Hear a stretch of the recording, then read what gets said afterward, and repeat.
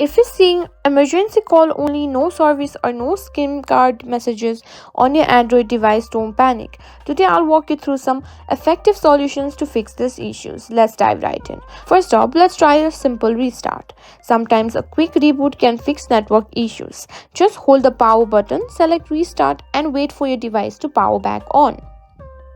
Now, check if airplane mode is turned on your Android device. Swipe down from the top of the screen to access the quick settings panel. If airplane mode is enabled, tap it to turn it off. This can help restore your network connection. Sometimes the SIM card might not be seated properly. Power off your device, remove the SIM card and then reinsert it carefully. Make sure it's snug in its slot and then power your phone back on.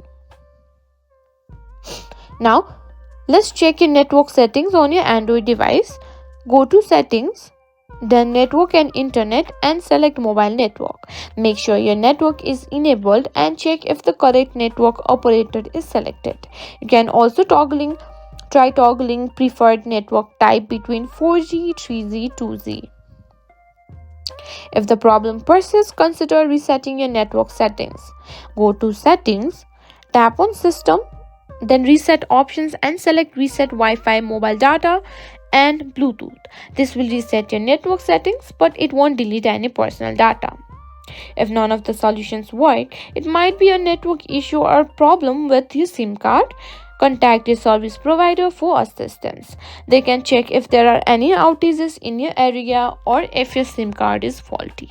And that's a wrap. I hope these steps help you resolve the emergency call only, no service or no SIM card problems on your Android device.